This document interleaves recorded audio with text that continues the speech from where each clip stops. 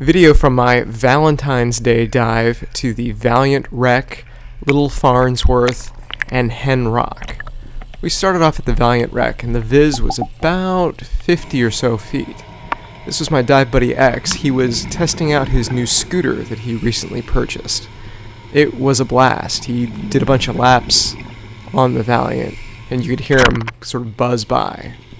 Here's the bow. It's one of the few structures that still remains. This boat was built originally in 1926, and it sank just 4 years later in 1930. Here's a up-close shot of the bow. The boat's 162 feet long and sits just off of Descanso Bay. The bow's in 94 feet of water. Here's the backside of the bow. You can see there's a little bit of relief, and this is a little bit lower, also on the bow. You can swim inside slightly if you want, but there's really not any room to maneuver. Here are a couple of the engines that still remain intact on the wreck. This is approximately midship. Here's the stern of the wreck. This is about 70 feet of water. It's facing north. Here's X doing a buzz by on his DiveX scooter. Scooter's kind of cool. It's got 5 gears. It starts out in third and is operated by the press of a button. He was kind enough to let me try it out, and it was a blast. You hook it to your D-ring on your crotch strap, and you don't use your arms to actually hold you. You let the scooter pull you by the rope. If you have to hold down the button at all times. It's a safety feature. If you let go, the scooter stops operating and will remain neutral in the water. And it is a true neutral. When we were handing it back and forth, we would let the scooter go, unclip the ring, and hand it to the other person, and the scooter stayed put. Here's a video of me doing a lap on the wreck. This is in the cruise speed, where you get the maximum distance, and is the middle of the 3 gears. A quick press makes it go up a gear. A quick press makes it go down a gear. A double press makes it go up, I think.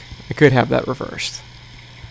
After a while, we were the only ones on the wreck, because most of the divers on the boat were not diving nitrox. And so we took turns doing laps. Here's me dropping it back off with X. Once all the divers were gone, the fish came back en masse. This is one of the reasons why I really love wreck diving, is because these artificial reefs serve as an oasis for fish. Granted, this is Descanso Bay, which is mere feet from Casino Point Park. Anybody who's dove Casino Point Park knows that it's one of the best dive sites in the country.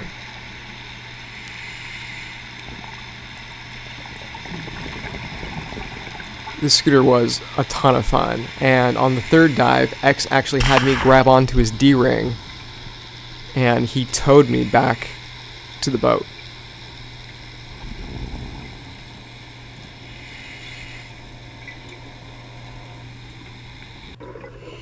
This is Little Farnsworth. The geography here is different than traditional Farnsworth. This is just a few miles from Avalon. It's much more blocky, for a lack of better words. The pinnacle here rises up about 60 feet, and it's very small, very sharp. This was cool. These are the same yellow anemones as are on regular Farnsworth. This is a video of the wall that you saw earlier to the left. It's actually covered in tiny scallops. Here you can get a feel for just how vertical and craggy everything is. There's lots of areas that are inviting for swim-throughs, but are just a little bit too narrow. This was a really cool anemone that I saw that I thought was worthy of some video.